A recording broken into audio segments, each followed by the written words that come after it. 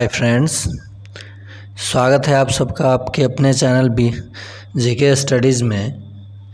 बिहार सक्षमता परीक्षा 2 में हम लोग आज के क्लास में महामैराथन क्लास जो होगा ये 4 विषयों पे आधारित होगा, जो कि आप देख सकते हैं। और आज रात में इतना मेहनत के साथ ये सारे प्रश्न खुद से सेट कर और कुछ प्रश्न पत्र से लेकर ये सीरीज़ में स्टार्ट किया हूँ। इसके बाद आपको मॉक टेस्ट के लिए मैं प्रश्न दूंगा और आप प्रैक्टिस कीजिएगा, और वो भी बिना किसी फ़ी के। और हाँ, मैं लाइक सब्सक्राइब के लिए अब नहीं बोलूँगा। अगर आपको ये जचेगा, अच्छा लगेगा अंत तक, तो आप खुद कर देंगे, ये मुझे विश्वास है, और शेयर भी करेंगे। साथ ही साथ ये भी बता दूं कि आपको इस चैनल के माध्यम से शिक्षक से जुड़ी किसी भी स्टेट के परीक्षा का अगर तैयारी बेटर तरीके से करना हो या जनरल कंपटीशन की तैयारी अच्छे तरीके से करना हो, तो ये आपके लिए काफ़ी उपयोगी होगा। चलिए बिना देरी किए हम लोग प्रश्न की तरफ चलते हैं। पहला प्रश्न तो ऊपर देख ही रहा होगा आपको। तो पहला प्रश्न है, रेहला के लेखक कौन थे? तो प्रश्न आपसे पूछा जाता है कि इब्न बतूता कहाँ से आए थे? तो अफ्रीका के मोरक्को। कहाँ से? मोरक्को। ये इब्न बतूता कहाँ से आए थे? मोरक्को। इन्हीं का पुस्तक था क्या? रेहला। और नेक्स्ट चलिए यहाँ पे इसको वाइट कर लेते हैं ताकि आपको अच्छा दिखेगा। इसको साइड करके वाइट कर लिया, ठीक है। तो रेहला के लेखक कौन है? तो इब्न बतूता। कौन? Ibn Battuta. इस कलर को ब्लैक कर लेते हैं। देखिए, और हाँ एक चीज़ और है, इस चैनल के माध्यम से आपका मनोबल इतना ऊंचा हो जाएगा कि इस बार जितने भी सक्षमता में हमारे चैनल पे जुड़े शिक्षक साथी हैं, उनका गारंटेड 90 और 100 के बीच या 100 से ऊपर मार्क्स आएगा, ये मुझे विश्वास है। अगर वो वीडियो को पूरा देखते होंगे तो भागा भागा के या 10 मिनट देख लिए, सोचे कि बहुत कुछ आ गया, तो वैसे शिक्षक मेरे चैनल से आप खुद रिमूव हो सकते हैं, अनसब्सक्राइब कर दीजिएगा। नहीं तो एक नाम भी ख़राब होगा, इस चैनल से पढ़े और कुछ हुआ भी नहीं। इससे अच्छा है कि पूरा देखिए, नहीं देखना है तो बिल्कुल नहीं देखिए। तो चलिए, आपने देखा कि रेहला, और यहाँ पे बहुत सारे प्रश्न आपको दिख रहा होगा। अब्दुल रज्जाक, फहियान, गुलबदन बेगम। तो जो फहियान था ये चीनी यात्री था। कौन था? चीनी यात्री। मध्यकालीन भारतीय इतिहास को जानने के लिए विदेशी यात्रियों का विवरण जो है वो काफ़ी उपयोगी है। तो ये किसके काल में आया था? चंद्रगुप्त द्वितीय के काल में आया था। चीनी यात्री था, और च से चीनी, च से चंद्रगुप्त द्वितीय, याद रखिएगा। गुलबदन बेगम ये किस चीज़ के लेखक थी? हुमायूंनामा। हुमायूंनामा के लेखक। अब्दुल रज्जाक किसके शासनकाल में आया था? आप देख लीजिएगा। चलिए अगले प्रश्न पे चलते हैं। गुलाम वंश के संस्थापक कौन थे? कौन था? तो गुलाम वंश का संस्थापक, इसे मलबरी वंश, इलबरी वंश या मामलुक वंश भी कहा जाता है, और इसके संस्थापक कुतुबुद्दीन ऐबक थे, जिनका चौगान खेलते समय घोड़े से गिर करके मौत हो गई। तो मैं आपको बता दूं कि जो दिल्ली सल्तनत आप पढ़ते हैं, दिल्ली सल्तनत, उसमें आप गुलाम वंश, शुरुआत कहाँ से होती है? गुलाम वंश से। तो इसके संस्थापक कौन थे? कुतुबुद्दीन ऐबक। चलिए वाइट ही कर लेते हैं इस कलर को। रात है इसलिए आपको थोड़ा सा साउंड स्लो मिलेगा, और एकदम आराम से इसको सीखिए, जानिए। देखिए, बहलोल लोदी कौन थे? तो लोदी वंश के संस्थापक। लोदी वंश के यहाँ एक ट्रिक बताऊंगा। बाबर कौन? तो ये किस वंश के? मुग़ल वंश के संस्थापक। मुग़ल। बाबर मतलब होता है बहादुर। नेक्स्ट कुतुबुद्दीन ऐबक, ये गुलाम वंश के संस्थापक, और ये सैयद वंश के संस्थापक। सैयद वंश। देखिए ऐसे पढ़िएगा तो आपको बहुत सारी चीज़ें याद हो जाएंगी, और एक प्रश्न में बहुत सारे प्रश्न मैं करा देता हूँ। चलिए ये हो गया आपका। तो तो गुलाम वंश के संस्थापक कौन था? तो ये कुतुबुद्दीन ऐबक था। और सारे गुलाम वंश को आप कैसे याद रखिएगा, एक ट्रिक है याद करने का। ट्रिक ये है, गुल खिले तुम सो लो, सो लो। तो देखो कुल 5 वंशों ने, देख लीजिए, गुल खिला तो गुलाम वंश, खिले खिलजी वंश, नेक्स्ट तुगलक वंश और सैयद वंश और लोदी वंश। ये 5 वंश दिल्ली सल्तनत पे राज किए थे। और 1226 लिखा रहा है, 1526 ईस्वी में बाबर क्या किया कि आकर के इब्राहिम लोदी को हरा देता है और वह दिल्ली सल्तनत पे अपना अधिकार, यानी इसी समय से मुग़ल वंश की यहाँ स्थापना हो जाती है। तो कैसे याद रखिएगा, क्रम से भी सजाने को आ जाता है परीक्षा में। गुल खिले तुम सो लो, गुल से गुलाम वंश, खिले से खिलजी वंश, तुम से तुगलक वंश, सो से सैयद वंश, लो से लोदी वंश। तो इसमें सबसे अधिक दिनों तक राज कौन किया था? तो तुगलक वंश। कौन? तुगलक वंश। 94 वर्ष ये राज किए थे। चलिए आगे देखते हैं प्रश्न। किताबुल हिंद के लेखक कौन थे? तो अभी रेहला के लेखक आपने देख लिया कौन था, ये रेहला। और किताबुल हिंद के लेखक कौन थे? तो अलबरूनी। कौन? अलबरूनी। गुलबदन बेगम तो आपने देखा ही, हुमायूं नामा के। अबुल फजल बताइए, इसको आप कमेंट में बताइएगा कि किसके लेखक। नेक्स्ट, अर्थशास्त्र के लेखक कौन थे? तो कौटिल्य, इन्हें विष्णुगुप्त भी कहा जाता है। चलिए अगला प्रश्न देखते हैं। बीबी का मकबरा कहाँ स्थित है? तो बीबी का मकबरा किसने बनवाया था? शाहजहां, अकबर, औरंगज़ेब या इनमें से कोई नहीं? तो बीबी का मकबरा औरंगज़ेब बनवाया था। औरंगज़ेब अपने बीबी के याद में। तो ये कहाँ है बीबी का मकबरा? औरंगाबाद। कहाँ? औरंगाबाद। बिहार के औरंगाबाद नहीं, महाराष्ट्र वाला औरंगाबाद, ठीक है। चलिए अगला प्रश्न देखते हैं। लाल किला कहाँ है? तो ये आप सबको पता है, लाल किला कहाँ है? दिल्ली में है। और इसी के अंदर दीवाने मैं गया भी था, दीवाने आम और दीवाने खास जो है, जिसे किसने बनवाया था? तो शाहजहां ने, ठीक है। किसने बनवाया था? मत जा रेशमा दीवानी, रेशमा बाग मत जा रेशमा दीवानी, ठीक है। मयूर सिंहासन। तो ये सब इस ट्रिक से आपको मैं अगले वीडियो में बताऊंगा। लाल किला आपने देख लिया। मुंबई में गेटवे ऑफ इंडिया है। क्या है? गेटवे ऑफ इंडिया कहाँ है? तो मुंबई में, याद रखिएगा, जिसे मुंबई का प्रवेश द्वार कहा जाता है। भारत की आर्थिक राजधानी कहाँ है? तो ये भी मुंबई है। चलिए आगे चलते हैं। गेटवे ऑफ इंडिया स्थित है, तो इसका जवाब आप लोग कमेंट में दीजिएगा। सक्षमता 1 में ये पूछा था सवाल, ठीक। अगला प्रश्न देखते हैं। बिहार में कुल कितने जिलों से गंगा नदी बहती है? तो बिहार में कुल 12 जिलों से गंगा नदी बहती है।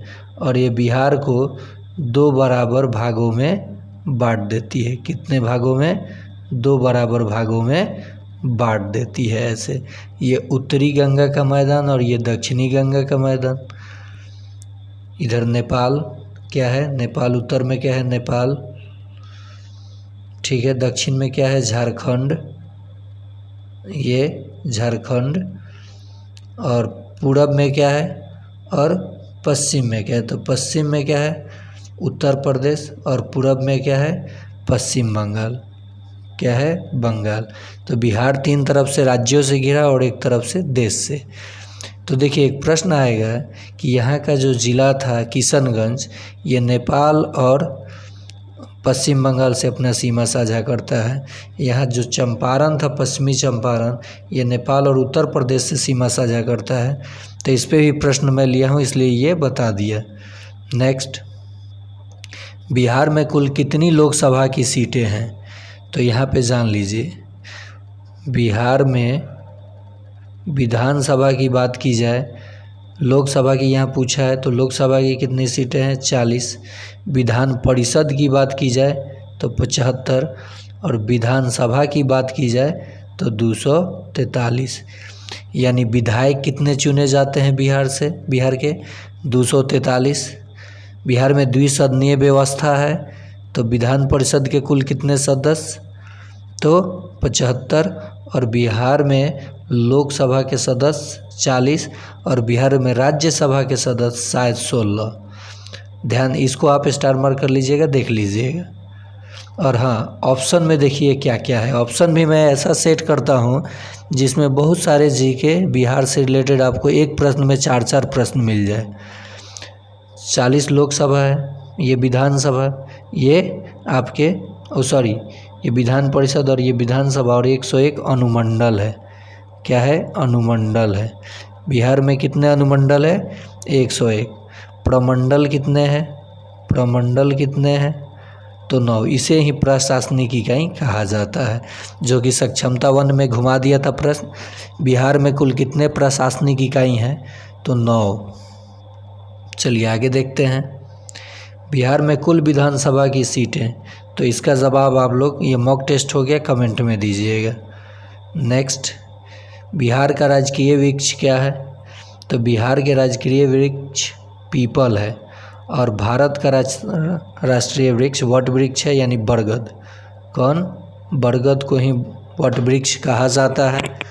तो बिहार का राजकीय वृक्ष कहा जाए तो पीपल, और जो आप लोग बोधि वृक्ष कहते हैं, फाल्गु नदी के किनारे गया में जहाँ पे गौतम बुद्ध को ज्ञान की प्राप्ति हुई थी, वो पेड़ जो है वो पीपल का ही है। चलिए अगला प्रश्न देखते हैं। अंत तक बने रहिएगा, क्योंकि प्रश्न पत्र का भी प्रश्न इसमें है। अंत तक देखना है तो देखिए, नहीं तो अभी स्किप करके हट जाइए। ऐसे ही नहीं मार्क्स आता है। देखिए अभी कितना बज रहा है? 12 बज के कुछ मिनट हो रहा है, तब मैं आपके लिए वीडियो बना रहा हूँ। और ये भी नहीं कह रहा हूँ कि आप लाइक कीजिए, सब्सक्राइब कीजिए। देख करके आप सक्षमता में 100+ स्कोर कीजिए, मुझे यही खुशी होगी। और हाँ, अधिक जानकारी के लिए मैं लास्ट में अपना नंबर दे दूंगा। जब आपका 90-80 नंबर आए, और अगर आप इस चैनल से जुड़े हैं तो आप ज़रूर कहें कि सर मैंने पढ़ा अपने मन से। देखिए उसमें मेरा कोई योगदान नहीं रहेगा, सिर्फ मेरा यही है मकसद कि जितने भी हमारे शिक्षक साथी हैं इस चैनल पे जो भी जुड़ें, अदर चैनल वालों से उनका मार्क्स ज़्यादा है, मेरा यही जिद है। चलिए, बिहार का सबसे दक्षिणी ज़िला है, तो जो गर्म ज़िला है, सबसे ठंडा ज़िला है, जो झारखंड से अपना सीमा साझा करता है, वहीं बिहार का सबसे दक्षिणी ज़िला कौन है? गया। और विष्णुपद मंदिर यहीं है, यहीं पे गौतम बुद्ध को ज्ञान की प्राप्ति भी हुई थी। और रोहतास सबसे ज़्यादा साक्षर ज़िला है, सबसे ज़्यादा साक्षर ज़िला है। महिला की बात की जाए, पुरुष की बात की जाए, और साक्षर सब सर्वाधिक साक्षरता, तो सभी में ये रोहतास है। चंपारण, पश्चिमी चंपारण में एकमात्र राष्ट्रीय, ये सबसे क्षेत्रफल की दृष्टि से बड़ा ज़िला है। और वाल्मीकि नेशनल पार्क बिहार का एकमात्र राष्ट्रीय पार्क जो टाइगर रिजर्व के लिए है, वो पश्चिमी चंपारण में भी है, पूर्वी चंपारण भी, तो पश्चिमी चंपारण यहाँ है, याद रखिएगा। किशनगंज, ये बिहार का सबसे पूर्वी ज़िला है। कौन? पूर्वी ज़िला, जो कि एक नेपाल और इधर पश्चिम बंगाल से अपना सीमा साझा करता है। किशनगंज में चाय की खेती सर्वाधिक होती है, चाय की खेती। नेक्स्ट, बिहार में कुल कितनी प्रशासनिक इकाई हैं? तो इसका जवाब आप लोग कमेंट में दीजिएगा, क्योंकि ये शुरुआत में ही मैंने बताया कि ये प्रश्न सक्षमता 1 में आया था। क्षेत्रफल की दृष्टि से बिहार का सबसे छोटा ज़िला कौन है? तो शिवहर है। यहाँ मेरा ट्रेनिंग पड़ा था इंडक्शन 15 दिवसीय। क्षेत्रफल की दृष्टि से बिहार का सबसे छोटा जिला शिवहर है और सबसे बड़ा जिला पश्चिमी चंपारण है। और बात की जाए जनसंख्या घनत्व में सबसे बड़ा जिला जनसंख्या घनत्व में तो ये पटना होगा। और ये बिहार का कौन सा जिला सर्वाधिक प्रदूषित है? तो पटना। और ये गंगा नदी के किनारे बसा हुआ है। शेखपुरा जो है जनसंख्या की दृष्टि से सबसे छोटा जिला है, तो ये भी पूछा जा सकता है। जनसंख्या की दृष्टि से सबसे छोटा जिला तो आपका शेखपुरा हो जाएगा आंसर। नेक्स्ट, बिहार में कुल कितने ज़िले हैं? तो ये तो बच्चा बच्चा जानता है, तो आप लोग कमेंट में इसका भी जवाब दीजिएगा। ओके, चलिए अगला प्रश्न देखते हैं। बिहार के प्रथम मुख्यमंत्री कौन थे जो बिहार केसरी के नाम से जाने जाते थे? तो ये थे श्री कृष्ण सिंह। और बिहार की प्रथम महिला मुख्यमंत्री तो एक ही यही बनी है, राबड़ी देवी। महिला की बात की जाए प्रथम में मुख्यमंत्री तो राबड़ी देवी, और पुरुष में बात की जाए तो श्री कृष्ण सिंह। अगला प्रश्न, बिहार के प्रथम महिला मुख्यमंत्री कौन थी? तो इस प्रश्न का जवाब आप लोग कमेंट में दीजिएगा। आपका ऑप्शन है राबड़ी देवी, नीतीश कुमार, महामाया प्रसाद, श्री कृष्ण सिंह। चलिए अगला प्रश्न देखते हैं। बिहार के प्रथम राज्यपाल कौन थे? तो बिहार के प्रथम राज्यपाल थे ये जयराम दौलत राम। वर्तमान में बिहार के राज्यपाल कौन है? आपको कमेंट में जवाब देना होगा, ठीक है। चलिए अगला प्रश्न देखते हैं। बिहार के राज्यपाल कौन है? लीजिए पूछ ही लिया। ऑप्शन आपको दिख रहा होगा, राजेंद्र आर्लेकर, नीतीश कुमार, जयराम दौलत राम या श्री कृष्ण सिंह। नेक्स्ट प्रश्न, बिहार का एकमात्र राष्ट्रीय उद्यान है? तो ये वाल्मीकि राष्ट्रीय उद्यान कहाँ है? पश्चिमी चंपारण। पूर्वी हो जाएगा। वेस्ट चंपारण। चंपारण से कौन कौन शिक्षक हमारे चैनल पे जुड़े हैं वो ज़रूर लिखेंगे कि मैं चंपारण से जुड़ा हूँ या जुड़ी हूँ। तो पश्चिमी चंपारण हम लोग घूमने आएंगे तो आपको याद करेंगे। हम जब भी आएंगे तो आप हमें घुमा दीजिएगा वहाँ पे, वहीं आपका फी रहेगा। नहीं, पैसा मैं ही लगाऊंगा, केवल आप लोकेशन बता दीजिएगा। बिहार का एकमात्र राष्ट्रीय उद्यान कहाँ है? तो ये वाल्मीकि राष्ट्रीय उद्यान पश्चिमी चंपारण में है। काजीरंगा ये असम में। नेक्स्ट, गिर राष्ट्रीय उद्यान गौ से गुजरात। मानस तो ये भी असम में। कहाँ? असम में। देखिए यहाँ मिटा देता हूँ, फिर से देख लीजिए, ये बिहार में है और ये असम में है। एक सींग वाले गेंडा के लिए प्रसिद्ध है। गिर गौ से गुजरात में है और ये मानस असम में है। और देश का पहला राष्ट्रीय उद्यान जो कि 1936 में खोला गया था उत्तराखंड में, उसका नाम आपको बताना है। चलिए अगला प्रश्न, विष्णुपद मंदिर बिहार के किस जिले में है? ऑप्शन है गया, पटना, रोहतास या भागलपुर। तो आपको इसका जवाब कमेंट में देना है, और कमेंट में देना है कि कितने हमारे शिक्षक साथी, हमारे मित्र गया से जुड़े हैं। वो सब लिखेंगे मैं गया से जुड़ा हूँ, ताकि वहाँ घूमने आए तो वो हमें घुमा दें।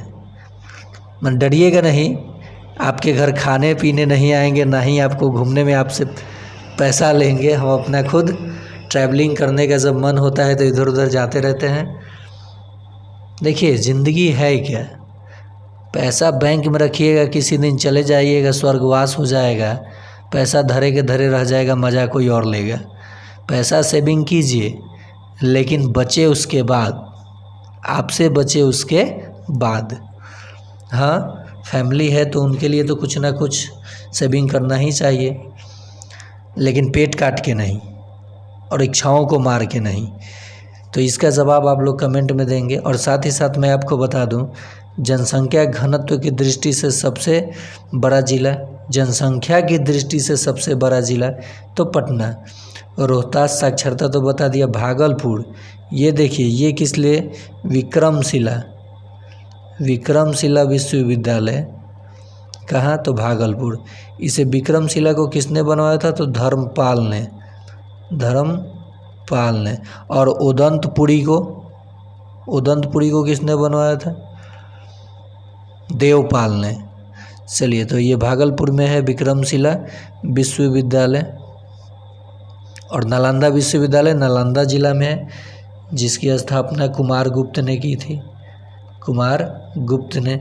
देश विदेश से लोग यहाँ पढ़ने आते थे, लेकिन अब देश विदेश से लोग यहाँ, विदेश से नहीं, देश के हर एक कोने से लोग अब यहाँ पढ़ाने आ रहे हैं शिक्षक बन के। और हाँ, रहा बात कि हम शिक्षकों में ऐसी भावना नहीं होनी चाहिए कि दूसरे ज़िले के लोग यहाँ शिक्षक नहीं बन सकते हैं। वो ऐसे यहाँ तो नहीं आ रहे हैं, वो अपने टैलेंट, अपने हुनर को दिखा के जनरल कंपटीशन से आ रहे हैं। हम भी किसी राज्य में जहाँ आवासीय नहीं है वहाँ भर सकते हैं, अपना हुनर दिखा सकते हैं, जा सकते हैं। तो किसी से आपको मतभेद नहीं रखना है, चाहे वो किसी भी ज़िले के हैं, शिक्षक हैं तो आपके वो एक परिवार के रूप में हैं। क्योंकि मैं कहीं कहीं मतभेद उन लोगों के साथ देखा हूँ, इसलिए बोल रहा हूँ। शिक्षक का कोई जाति, कोई धर्म नहीं होता है, वो एक परिवार और एक मित्र के तरह व्यवहार होना चाहिए, वही एक अच्छा शिक्षक है। और किसी की गलतियों को नज़रअंदाज करके उसे सही रास्ता दिखाना ही शिक्षक का कार्य है। मैं 100 क्वेश्चन में 1-2 गलत कर देता हूँ तो बहुत सारे लोग गुस्सा आ जाते हैं हम पे। कोई बात नहीं, हमारे बड़े भाई हैं, वो हमें बता सकते हैं कि सर ये गलत है, मैं उसको अगले वीडियो में सही कर दूँगा। तो विष्णुपद मंदिर बिहार के किस ज़िले में है, आपको बता देना है। नहीं तो आप कहिएगा कि सर केवल बात बना रहे हैं, आगे नहीं बढ़ रहे हैं। विक्रमशिला विश्वविद्यालय बिहार के किस ज़िले में है, तो इसका जवाब आपको कमेंट में देना है। पावापुरी बिहार के किस ज़िले में स्थित है, तो ये महावीर स्वामी से जुड़ा हुआ है, जैन धर्म से। किससे, जैन धर्म से। और जैन धर्म के 24वें तीर्थंकर, इसमें कुल 24 तीर्थंकर हुए। और 24वें तीर्थंकर, 23वें तीर्थंकर का जो जिक्र है, ऋषभदेव 23वें और 24वें महावीर स्वामी। तो पावापुरी में उनकी समाधि स्थल, जो कि नालंदा ज़िले में है, याद रहेगा आपको।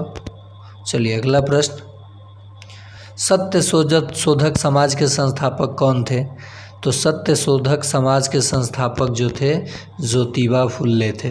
राजा राम मोहन राय, इन्हें नवजागरण के पिता, सती प्रथा के अंत के रूप में इन्हें राजा की उपाधि अकबर द्वितीय ने दिया था। देखिए बहुत सारे प्रश्न मिल जाएगा। और ये यहाँ ब्रह्म समाज की इन्होंने स्थापना किया था 1875 में। कब, 1875 में। वेदों की ओर लौटो, विवेकानंद लिख दिया, वेदों की ओर लौटो। और आर्य समाज की स्थापना किसने किया था, आर्य समाज, तो स्वामी दयानंद सरस्वती। बैक टू वेदास किसने कहा था, तो स्वामी दयानंद सरस्वती ने। और राजा राम मोहन राय, ये पहले मोहन राय थे ये, और इनको राजा की उपाधि अकबर द्वितीय ने दिया था। किसने दिया था, अकबर द्वितीय ने। यहाँ एक और प्रश्न याद आ गया मध्यकालीन भारत से, दीन ए इलाही किसके द्वारा प्रचलन किया गया था, तो अकबर के द्वारा। चलिए अगला प्रश्न देखते हैं, किस राज्य की जनसंख्या घनत्व सर्वाधिक है, तो पूरे देश में बिहार राज्य की जो है जनसंख्या घनत्व सर्वाधिक है। और बिहार के किस ज़िले की, तो पटना की। और किस ज़िले की लिंगानुपात सर्वाधिक है, तो हमारे पड़ोसी ज़िला गोपालगंज। मैं छपरा से बिलोंग करता हूँ, लेकिन मेरा ज्वाइनिंग पोस्टिंग वैशाली ज़िला में हुआ है। फर्स्ट चॉइस वैशाली ही लिया था, ताकि हाजीपुर साइड में रहूँ, पटना में रहूँ, लेकिन मिल गया राघोपुर। फिर भी पटना के बगल में ही हूँ, और पटना में ही डेरा डंडा रहेगा। अभी तो फ़िलहाल राघोपुर में ही हूँ, राघोपुर दियारा। काफ़ी मज़ा आता है यहाँ पे, और जो विद्यालय मिला है मुझे वो भगवान की दया से बहुत अच्छा मिला है, जहाँ 500 करीब 500 प्लस बच्चे हैं और ये बच्चे प्राइवेट छोड़ के अब सरकारी में आ रहे हैं। तो थोड़ा सा आप लोग भी सुनिएगा। आप लोगों से एक रिक्वेस्ट है कि इस चैनल पे आप केवल सक्षमता के लिए नहीं पढ़ रहे हैं। मेरा ये चैनल शुरू करने का एक ही मकसद है कि सरकारी स्कूल में हम जितना जानते हैं, जो भी शिक्षक किसी न किसी का बच्चा आ रहा है वो हमारा बच्चा है। केवल वो खिचड़ी खाने नहीं आता है। 50% ऐसे बच्चे आते हैं जो पढ़ने की इच्छुक होते हैं और उसमें से 30% बच्चे काफ़ी ब्रिलियंट होते हैं। तो आप जितना जानते हैं उन्हें दें, और जो 4 सब्जेक्ट है 1 to 5 में, वो चारों के चारों वर्क बुक वो कराते रहें और साथ ही साथ बच्चों को नए तरीके से कुछ नया चीज़ बताते रहें। और आप बताते भी हैं, मुझे उम्मीद है, ताकि ये प्राइवेट वालों का ठगना बंद हो जाए।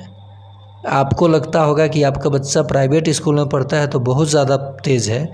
ऐसा कुछ नहीं है, क्योंकि मैं 7 साल काम किया हूँ। बोल तो रहा हूँ CBSE बोर्ड वाले स्कूल में कैसे पढ़ाई होता है, कैसे लूटा जाता है, कैसे ठगा जाता है, ये हमसे ज़्यादा कोई नहीं समझ सकता।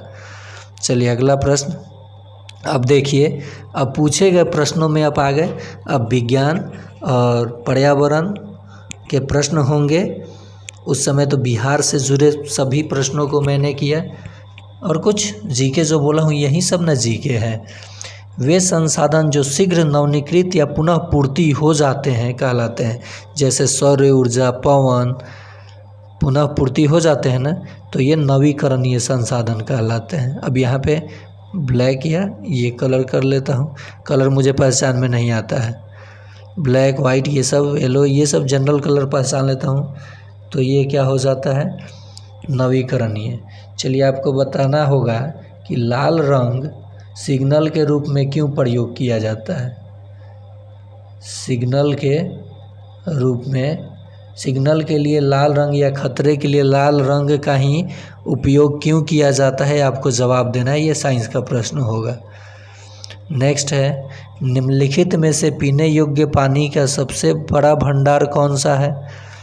देखिए, पीने योग्य लगा दिया है। अगर केवल सबसे बड़ा भंडार तो महासागर हो जाता है, लेकिन पीने योग्य की बात की जाए तो ये भूजल यानी ग्राउंड वाटर। और हाँ, ये जो क्वेश्चन मैं करा रहा हूँ केवल सक्षमता ही नहीं, 17वीं BPSC जो बिहार स्पेशल था, 17वीं BPSC वालों के लिए भी इम्पोर्टेंट है। बिहार SSC वाले, बिहार पुलिस, जो भी बिहार से जुड़े परीक्षाओं की तैयारी कर रहे हैं, बिहार स्पेशल उनके लिए महत्वपूर्ण था। और ये प्रश्न सीटेट और टीचर से जुड़े एग्ज़ाम के लिए महत्वपूर्ण है। अगला प्रश्न है, निम्नलिखित में से कौन भूजल को पुनः भरने में मदद नहीं करता है। तो वनों की कटाई, बढ़ती जनसंख्या, उद्योग और इनमें से सभी। तो इनमें से सभी के साथ चले जाइए। देखिए, एक ट्रिक मैं आपको बता रहा हूँ। जब आपको साइंस में या किसी टॉपिक में आंसर नहीं पता है, अगर आंसर पता है तो आंसर के साथ जाइए, नहीं पता है और उसमें लास्ट में इनमें से सभी दिया है तो इसी के साथ जाइएगा। 90% चांस होता है कि सही हो जाए। चलिए अगला प्रश्न, कौन सा नियम कहता है कि समान आवेश एक दूसरे को आकर्षित करते हैं और विपरीत आवेश एक दूसरे को प्रतिकर्षित करते हैं। तो यहाँ 3 प्रश्न हुआ। समान आवेश एक दूसरे को डैश करते हैं तो प्रतिकर्षित, समान विपरीत आवेश एक दूसरे को डैश करते हैं तो आकर्षित, और ये नियम होता है कूलम का नियम। देखिए, न्यूटन का गुरुत्वाकर्षण नियम ये 2 पिंडों के बीच में लगने वाले बल से संबंधित था। F = G(m1 m2) upon d², यानी 2 पिंडों के बीच की दूरी अगर d हो तो ये फार्मूला लगा करके हम लोग गुरुत्वाकर्षण बल निकालते हैं। और ये जो बड़ा G होता है ग्रेविटेशनल कांस्टेंट होता है साइंस में। तो और नेक्स्ट है ओम का नियम। तो ये विद्युत धारा से संबंधित है, जो विभवांतर और धारा को बताता है संबंध। V = IR। देखिए, ओम के नियम से हमें कौन सा व्यंजक प्राप्त होता है, V = IR। तो ये R क्या है, प्रतिरोध है, I क्या है, विद्युत धारा, और ये विभवांतर। विद्युत धारा का SI मात्रक एम्पियर, प्रतिरोध का SI मात्रक ओम, और विद्युत ये विभवांतर का SI मात्रक वोल्ट। ठीक है, वोल्ट कहते हैं आप लोग, और विद्युत धारा का एम्पियर। तो ओम का नियम, यहाँ फैराडे का नियम भी दिया है। नेक्स्ट, रिएक्टर पैमाने पर 2 तीव्रता का भूकंप है। तो भूकंप किससे मापा जाता है? तो रिएक्टर पैमाने से। 2 तीव्रता का मतलब हुआ ये 1 तीव्रता वाले से 10 गुना बड़ा है।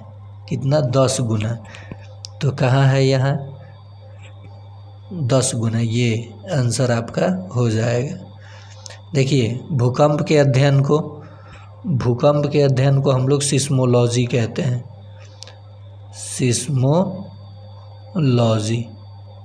याद रखिएगा, ये बिंदु ने सिस्मोलॉजी कहते हैं इसे। और भूकंप के में 3 वेव निकलता है, प्राइमरी वेव, सेकेंडरी वेव और लव वेव। और ये लव वेव सबसे खतरनाक होता है। चलिए अगला प्रश्न, पृथ्वी की प्लेट की गति का कारण बनता है। तो क्या बनता है? भूकंप। क्या बनता है? भूकंप। नेक्स्ट, धातुएं विद्युत की डैश होती हैं। तो धातुएं विद्युत की सुचालक होती हैं। धातुएं विद्युत की क्या होती हैं? सुचालक होती हैं। लेकिन प्लम्बम, लेड जो है, पीबी, सीसा जिसे आप कहते हैं, ये विद्युत के कुचालक होते हैं। कौन धातु है जो द्रव अवस्था में? तो पारा, द्रव अवस्था में। कौन सा धातु है जो किरोसिन में डुबा के रखा जाता है? तो सोडियम। किस धातु को चाकू से काटा जा सकता है? तो सोडियम और मैग्नीशियम। याद रहेगा। किस अधातु को पानी में डुबा के रखा जाता है? तो फास्फोरस, श्वेत फास्फोरस को, फास्फोरस ये अधातु है। और कौन सा अधातु द्रव अवस्था में होता है? तो ब्रोमीन, ब्रोमीन। देखिए, साइंस 7, 8 वाले ज़रूर देखेंगे, 9, 10 वालों के लिए भी ये महत्वपूर्ण हो जाएगा। अगला प्रश्न है, अब देखिए आँख झप रहा है, नींद भी आ रहा है, लेकिन फिर भी ये कॉन्सेप्ट पूरा करके ही सोऊंगा। और साथ में साथ 4 बजे जग जाऊंगा, इसलिए कि थोड़ा सा फिजिकल करना होता है ताकि फिटनेस बना रहे। तो आप लोग भी एक्सरसाइज कीजिए, दिमाग को बत्ती की तरह जला लीजिए। एक्सरसाइज करने से बहुत सारी फ़ायदा है। आप बीमार नहीं होंगे, आपके शरीर में ताजगी महसूस होगी, ब्रेन 90% काम करेगा और सक्षमता में 100+ अंक लाएगा। अगर आप 10 दिन 15 दिन 4 बजे जग जाते हैं तो, नहीं तो सोइए, आपकी मर्ज़ी। निम्नलिखित वाक्यों को ध्यान से पढ़ें और गलत को चुनें। किसी वस्तु द्वारा इकाई समय में तय की गई दूरी को वस्तु की गति कहा जाता है। तो इकाई समय में तय की गई दूरी, चाल बराबर दूरी बटा समय, तो गति ही है, ठीक है। धीमी गति से चलने वाली वस्तु की गति कम होती है, तो ये भी सही है। तेज़ गति वाली तो इसकी गति वाला कहा जाता है, तेज उच्च गति वाला, ये भी सही है। तो इनमें से कोई नहीं, यानी इनमें से कोई गलत नहीं है। अगला प्रश्न, श्वसन में जानवर हवा का ऑक्सीजन स्तर अंदर लेते हैं और कार्बन डाइऑक्साइड चीज़ बाहर छोड़ते हैं। श्वसन में जानवर की बात कह रहा है। पेड़ पौधे की भी बात करें तो ये ऑक्सीजन लेंगे और कार्बन डाइऑक्साइड छोड़ेंगे। तो ऑक्सीजन स्तर अंदर लेते हैं और कार्बन डाइऑक्साइड छोड़ते हैं। तो पहला ही आंसर बिल्कुल सही हो जाएगा। चलिए अगला प्रश्न, पौधों में श्वसन मुख्य रूप से डैश के माध्यम से होता है। तो ये पत्तियों के माध्यम से होता है। किसके माध्यम से? पत्तियों के। पत्तियों का हरा रंग क्लोरोफिल के कारण, क्लोरोफिल के कारण। पत्तियों में पाए जाने वाले छिद्र को रंध्र कहते हैं, यानी स्टोमटा। और पेड़ के पत्तियों को हम लोग, पत्तियों को यानी लीफ को क्या बोलते हैं? पौधों का रसोई घर, पौधों का रसोई घर। और पत्तियों द्वारा, पेड़ पौधों द्वारा जल के बूंद को जब बाहर निकाला जाता है वायुमंडल में, उसे हम लोग वाष्पोत्सर्जन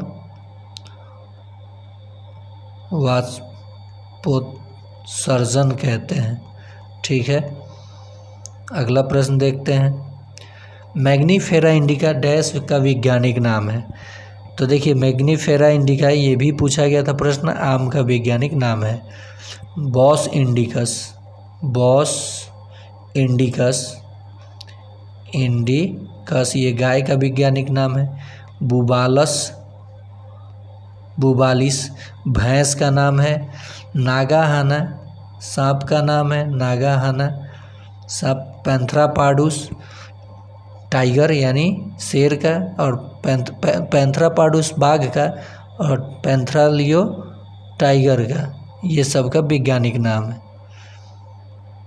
अगला प्रश्न, तेल लगा हुआ कागज डैश सामग्री के रूप में कार्य करता है। तो प्रकाश से जुड़ा ये प्रश्न है। प्रकाश की चाल जो प्रकाश निर्वात में भी गमन कर सकती है, इसकी चाल 3 × 10⁸ मीटर पर सेकंड होती है। प्रकाश सीधी रेखा में गमन करती है, सीधी रेखा में गमन करती है। और जिस वस्तु से प्रकाश उत्सर्जित होता है उसे प्रदीप्त वस्तु कहा जाता है, प्रदीप्त। और जिससे नहीं निकलता है प्रकाश, जैसे ईंट हो गया, पत्थर हो गया, तो वो अप्रदीप्त। चंद्रमा भी अप्रदीप्त है लेकिन सूर्य प्रदीप्त है। और जिस वस्तु से धुंधला हमें दिखाई देता है उसे पारभासी कहा जाता है, और जिसे पूरी साफ साफ दिखाई देता है उसे पारदर्शी कहा जाता है। तो हवा पारदर्शी होता है, लेकिन कागज़, तेल लगा हुआ कागज़ क्या हो जाएगा, पारभासी हो जाएगा। अब तो समझ गए होंगे आप। यहीं पे एक चीज़ चर्चा कर दूं मैं, दर्पण जो है ये 2 प्रकार का होता है। एक होता है गोलीय दर्पण, प्रकाश से जुड़ा है तो ये भी देख लीजिए, और एक होता है समतल दर्पण। साइंस के पार्ट में इसको फिर से कर दूंगा। गोलीय दर्पण 2 प्रकार का, उत्तल दर्पण और अवतल दर्पण। तो यहाँ किस लिए बताया, और लेंस भी 2 प्रकार का, उत्तल लेंस और अवतल लेंस। लेंस भी कितने प्रकार का, तो ये भी 2 प्रकार का, उत्तल लेंस और अवतल लेंस। अवतल लेंस देखिए 2 का 3 दूरदृष्टि दोष, उत्तल लेंस से निवारण होता है, निवारण इसका। और निकट दृष्टि दोष, निकट दृष्टि दोष, जब आँख में निकट दृष्टि दोष होगा तो उसे अवतल लेंस से करेक्ट किया जाता है, और जब वो दूरदृष्टि दोष होगा तो वो उत्तल लेंस है। तो देखिए 2 का 3 और 3 का 4, यानी दूर में 2 गो वर्ड है तो उत्तल में 3 गो है, तो 2 का 3। और ये देखिए निकट दृष्टि दोष में 3 वर्ड है तो इसका 4, अवतल लेंस 4। तो 2 का 3, 3 का 4, ऐसे ट्रिक से याद कर जाइएगा। है ना मज़ेदार कॉन्सेप्ट। अभी तो ये शुरुआत है इस चैनल पे, मैं बहुत दिनों से ऑब्ज़र्व कर रहा था। देखिए मेरे पास उतना पैसा नहीं है कि मैं डिजिटल बोर्ड लूँ और लाइव आकर के आप लोगों को हर एक चीज़ एकदम आसानी से बता दूँ, लेकिन जिस दिन हो जाएगा, मैं खुद अपने जॉब से पैसा इकट्ठा कर रहा हूँ, जिस दिन हो जाएगा उस दिन फ्री ऑफ कॉस्ट ऑनलाइन आकर के आप लोगों को जो भी कॉन्सेप्ट है, जुड़े रहिएगा इस चैनल के माध्यम से।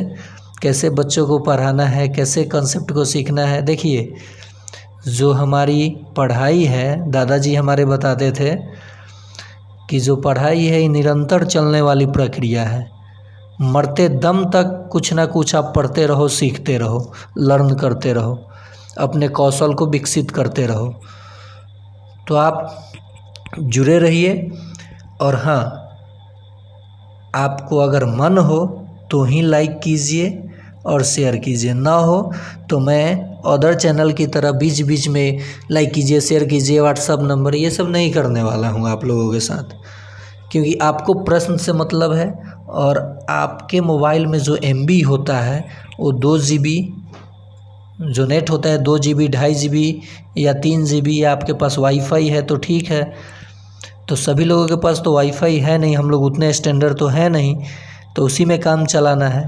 तो सीधे प्रश्न किया जाए, सरसों का तेल और मिट्टी का तेल डैश तरल पदार्थ है।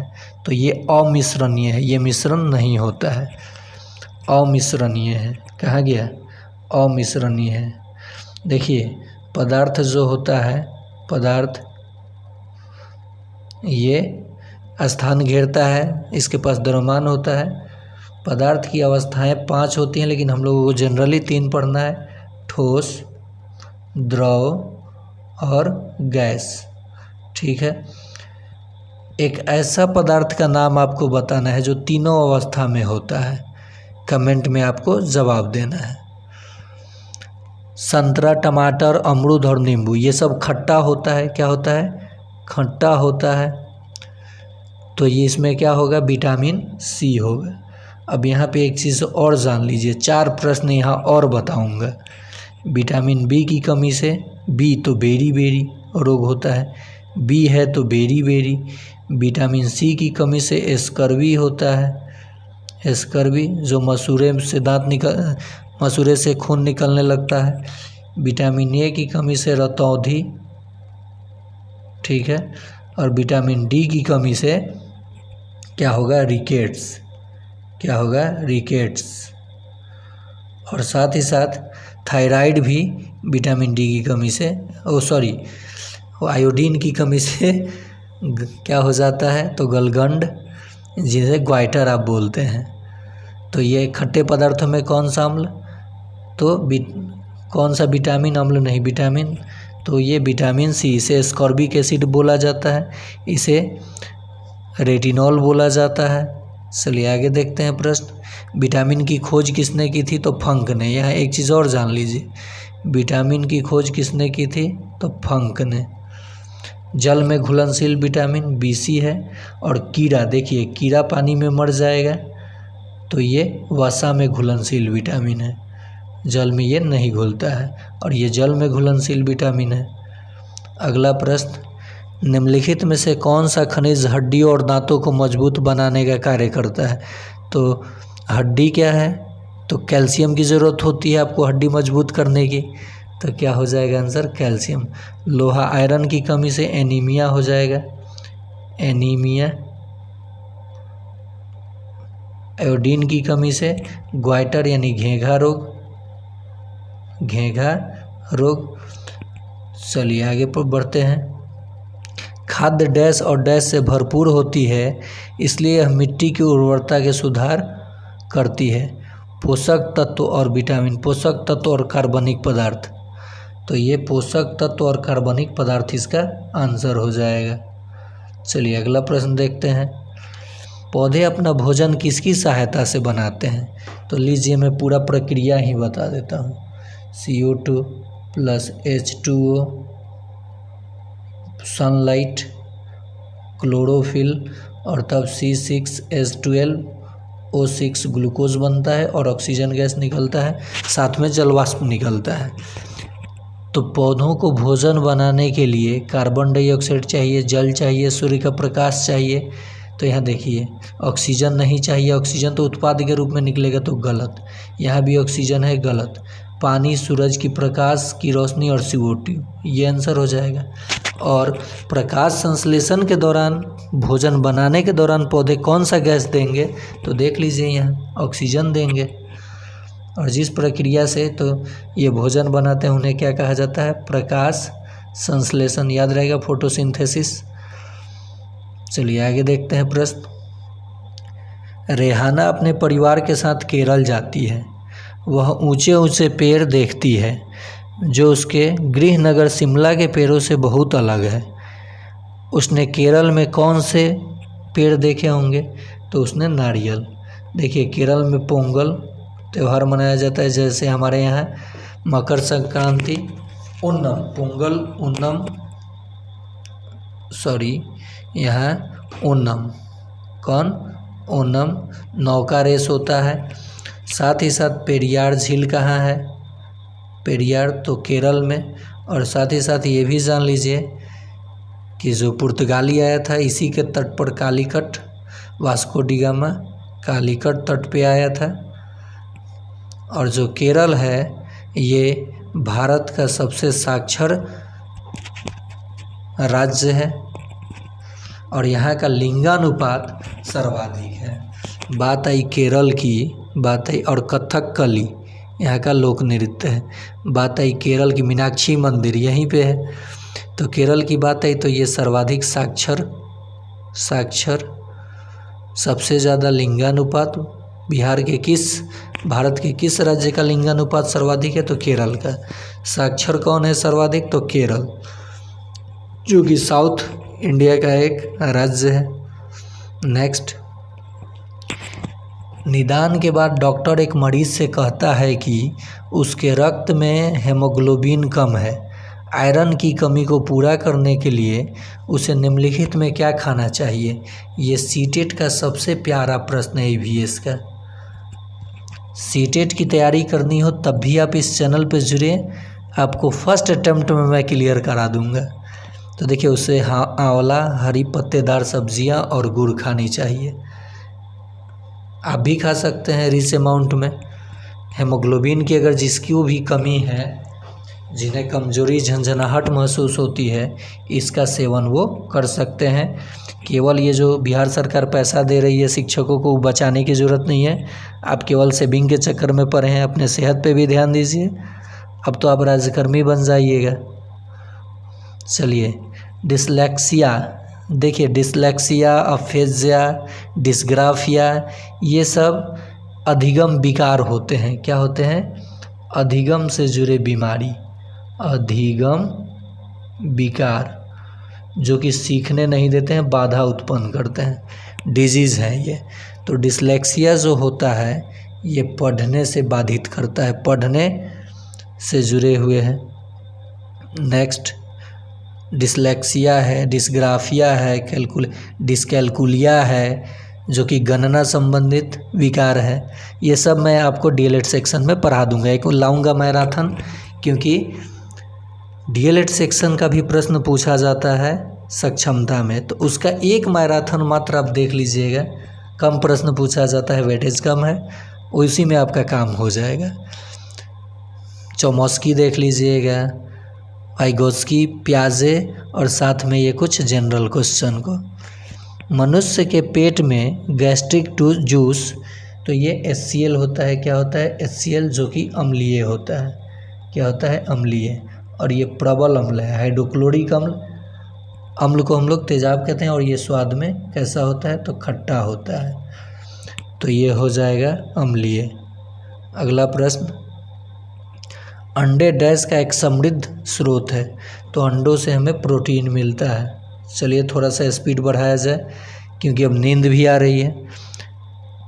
और आप लोग सुबह में देख रहे हैं वीडियो, शाम में देख रहे हैं, हम तो 12 बजे रात को बना रहे हैं। आपको क्या पता है? 12 बजे, 1 बजे, जब टाइम मिलता है आप लोगों के लिए वीडियो बना देते हैं। और इससे मैं बता दूं कि आप अगर सोचते होंगे कि आपके लाइक से और सब्सक्राइब से मैं बहुत लखपति करोड़पति, तो आप लाइक और सब्सक्राइब नहीं कीजिए, केवल देख लीजिए और सक्षमता पास कर लीजिए। मुझे बहुत खुशी मिलेगी आपकी मदद करके। अंडे डैश का समृद्ध, तो ये आप देख लिए। नेक्स्ट, निम्नलिखित में से कौन सा खनिज हड्डियों और दांतों को मजबूत बनाने का कार्य करती है? तो देखिए फिर से रिपीट किया हुआ था, कैल्शियम।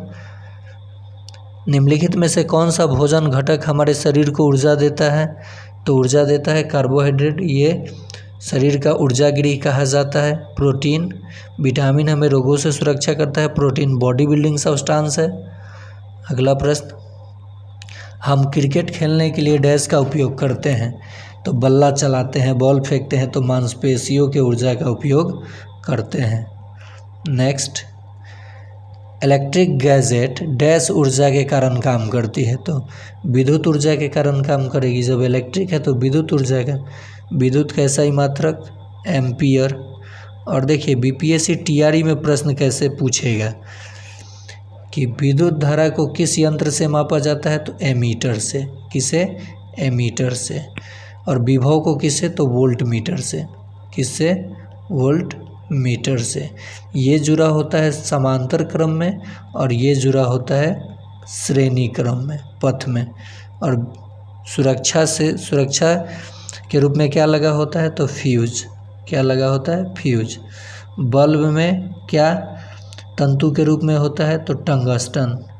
क्या होता है? टंगस्टन, जिसका संकेत W होता है और गलनांक 3500 डिग्री सेल्सियस होता है। चलिए अगला प्रश्न, डैश वह ऊर्जा है जो किसी वस्तु में गति या उसकी स्थिति के कारण होती है। तो देखिए गतिज ऊर्जा हाफ mv² होता है गतिज ऊर्जा, काइनेटिक एनर्जी, और पोटेंशियल एनर्जी होता है जो इसका फॉर्मूला होता है mgh। ये द्रव्यमान है और ये वेग है, ये द्रव्यमान, ये ग्रेविटी और ये ऊंचाई। जब इन दोनों को हम लोग जोड़ते हैं तो उसे हम लोग यांत्रिक ऊर्जा कहते हैं। तो यहाँ आंसर हो जाएगा यांत्रिक ऊर्जा। नेक्स्ट, हमारा राष्ट्रीय पशु क्या है? तो बाघ है। राष्ट्रीय पशु क्या है? तो बाघ है। और विरासत पशु, राष्ट्रीय विरासत पशु तो हाथी पे चले जाइएगा। नेक्स्ट, कुत्ते अपने क्षेत्र को चिन्हित करते हैं। तो आप देखते होंगे पैर उठा के कुत्ता जहाँ तहाँ क्या करता है? टॉयलेट कर देता है। तो वो पेशाब करके अपने क्षेत्र को चिन्हित करता है। कितना दूर भी जाएगा जहाँ तहाँ वो क्या करेगा? टॉयलेट करते जाएगा और उसी से रिटर्न आ जाएगा। ठीक ऐसे ही चींटियाँ गंध छोड़ती हैं और एक लाइन में चलती हैं। यहाँ एक प्रश्न में मुझे कुछ याद आया था, हाँ, हाथी से जुड़े। ये अपने कानों से अपने शरीर को हवा करता है। सीटेट का प्रश्न देखिए, सीटेट का प्रश्न ईवीएस का आप में भी पूछा जा सकता है। ये कीचड़ों में खेलता है और एक झुंड में 8 से 10 हाथी होते हैं और इसके रखवैया हथनी होती है, बूढ़ी यानी वयस्क हथनी, और वो कुछ दिनों के बाद झुंड छोड़ के चली जाती है।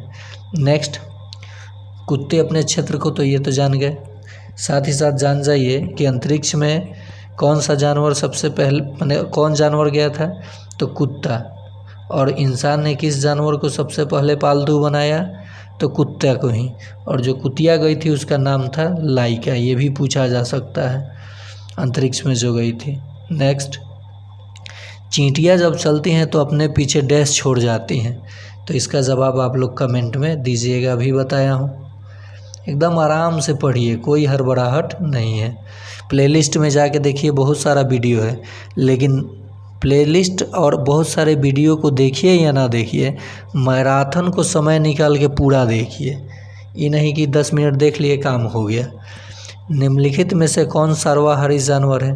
तो मांस और पादप के पार्ट्स खाते हैं, उन्हें सर्वाहारी, यानी कुत्ता यहाँ दिख रहा है सर्वाहारी।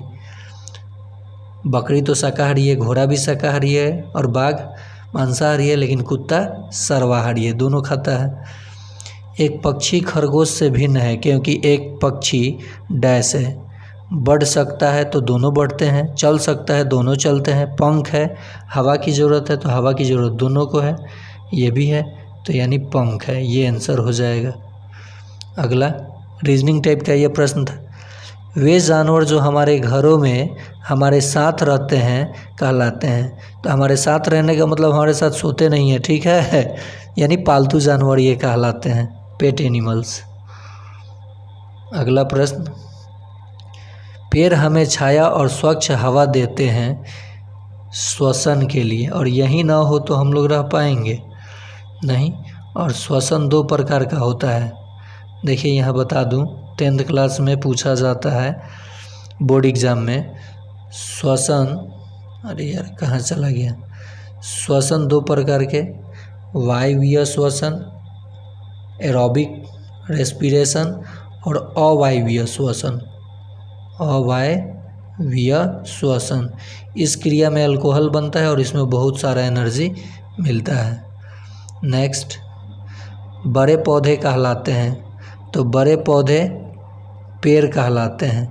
देखिए 3 श्रेणियां हैं। सबसे छोटे और कोमल तना वाले शाक कहलाते हैं, शाक।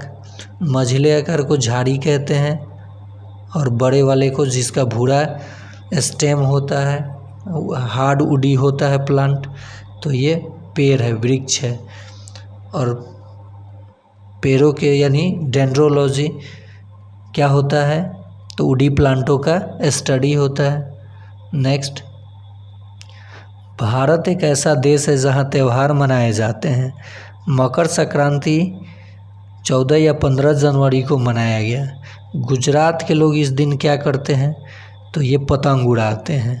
और ये देखिए मकर संक्रांति, ओणम, पोंगल, ये सब अलग अलग राज्यों में कृषि संबंधित कृषि की जब कटाई होती है, एक फसल निकलता है, उसके बाद ये मनाया जाता है। काम तो रहना है, खेलना तो ये मनोरंजन हो जाएगा, रीजनिंग है, एक दो रीजनिंग भी पूछा जाएगा।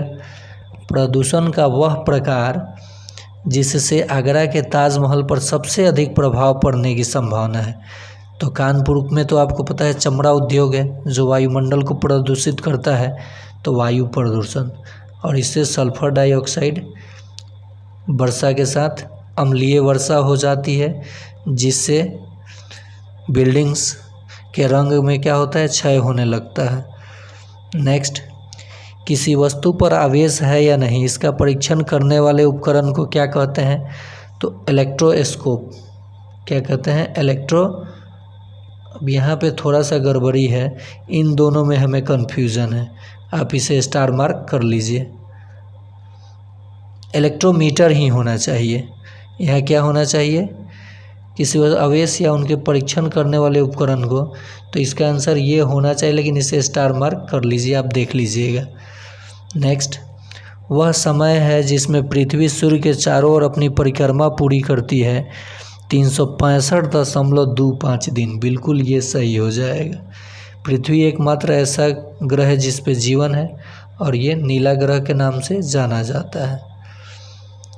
स्वतंत्र रूप से लटकाया गया एक छड़ चुंबक स्थिर होगा, तो ये उत्तर दक्षिण दिशा में स्थिर होगा, क्योंकि इसके पास दो ध्रुव होते हैं, नॉर्थ पोल और साउथ पोल, तो ये उत्तर दक्षिण की दिशा में स्थिर होगा। अगला प्रश्न, डैश एक सुरक्षा तार है जो हमें बिजली के झटके और बिजली की आग से बचाता है, तो ये अर्थ वायर जो ज़मीन से जुड़ा होता है। अगला प्रश्न, बिजली के पंखे की गति डैश होती है, तो ये वृत्तीय गति होती है। कैसी? वृत्तीय गति। ग्रहों की गति वृत्तीय गति, और सिलाई मशीन के सुई की गति आवर्त गति। आवर्त समय के साथ ये दोहराते रहती है। पेंडुलम की गति घड़ी की आवर्त गति। नेक्स्ट, पौधे अपना भोजन डैश की प्रक्रिया द्वारा स्वयं बनाते हैं, इसका जवाब आप लोगों को कमेंट में देना होगा।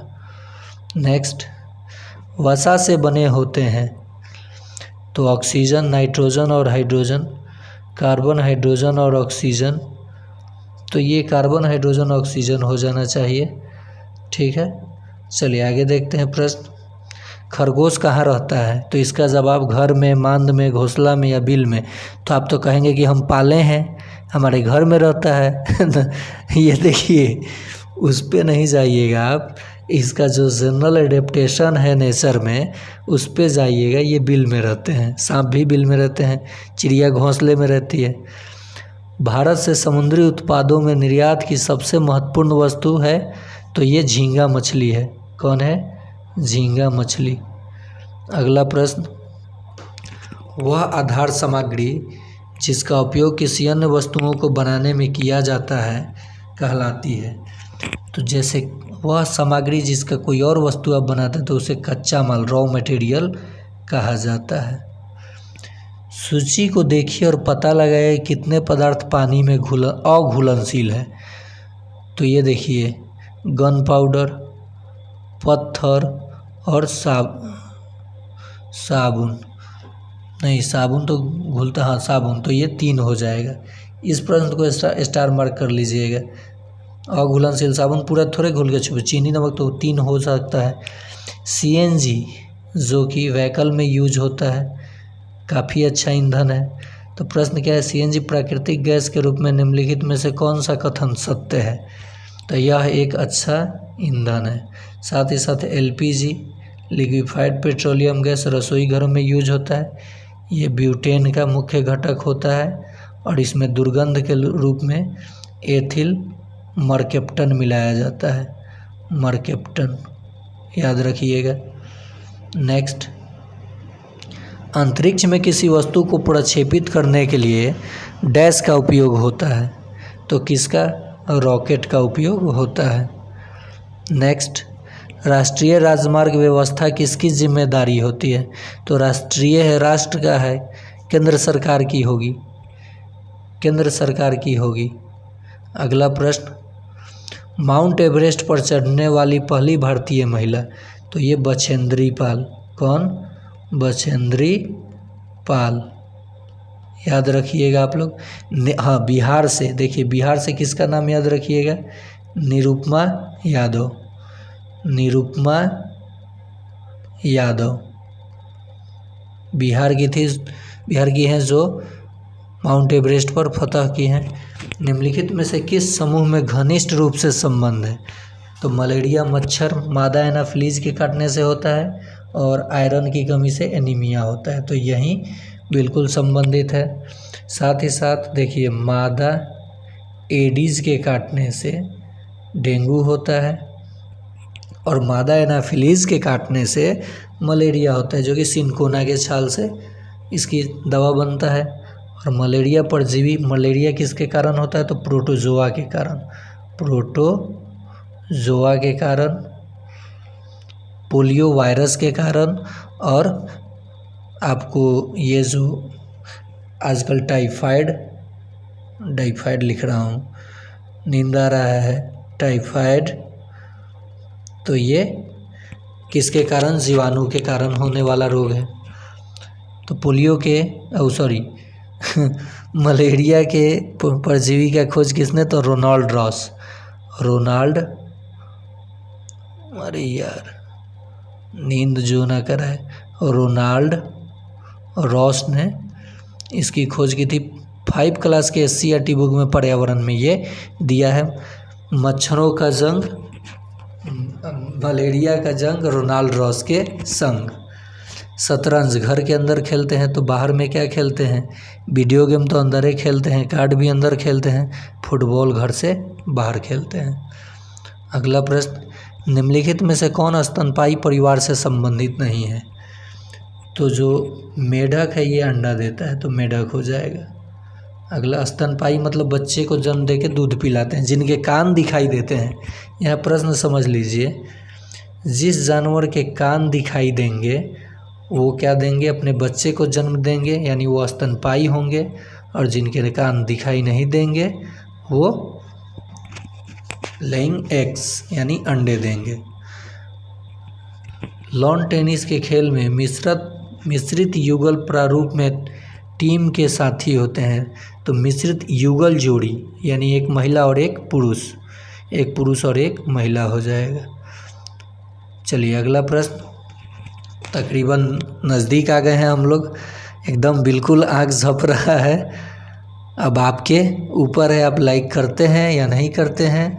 और इस मैराथन में मैंने बिहार स्पेशल, सारे महत्वपूर्ण प्रश्न, साइंस, पर्यावरण सबको ले रखा हूँ, और कितना एक्स्ट्रा प्रश्न बताया जो कि अगर आपके एग्ज़ाम में आता है उससे संबंधित थोड़ा हट के, तब भी आप उसे कर देंगे। बिहार में संपूर्ण क्रांति के जनक कौन थे? तो जयप्रकाश नारायण।